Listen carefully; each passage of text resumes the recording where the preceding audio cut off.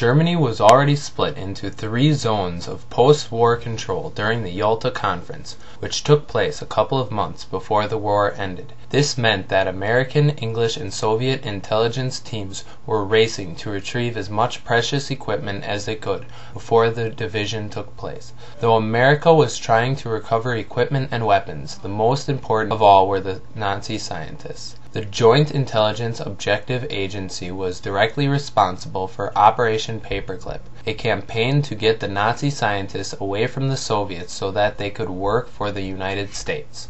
As American troops pushed back the German lines, small groups of intelligence officers known as T-forces followed. Their objective was to gather up German technology, research materials, and technicians. These resources were to be brought back to the United States for evolution. It soon became apparent that in order to understand this technology, the people responsible for developing the technology would have to be brought to the United States as well.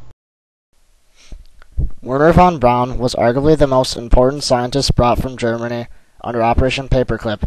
During World War II, von Braun worked for the Nazis developing the V-2 rocket. The United States realized that the V-2 rocket had great potential if coupled with a nearly perfected atomic bomb. Though he was initially labeled security risk, the Office of the Military Government U.S., the body responsible for post-war occupation of Germany, found it difficult to reach a conclusion about von Braun.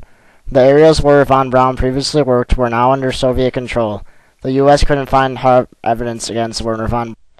In 1950, von Braun and his team were transferred to the Redstone Army Base. While there, von Braun and his team developed the Jupiter-C rocket.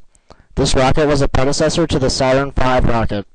The Redstone base was just outside of Huntsville, Alabama, and von Braun had a great influence on the small town. He founded the National Space Society, which helped the public understand the importance of space travel. The construction of this building also helped bring in money to the town and expanded the borders nearly 40 miles. Because of von Braun's involvement, the city today is known as Rocket City. Werner von Braun was an inspiration to millions of people throughout the world. His role helped him to push U.S. policy to support America's space endeavor. Dolph Thiel, a Forbes scientist, once commented, "As a master salesman and promoter, von Braun made maximum use of his most outstanding trait. He was so charming, he just charmed the pants off of you, and he was absolutely convinced that what he was doing was right."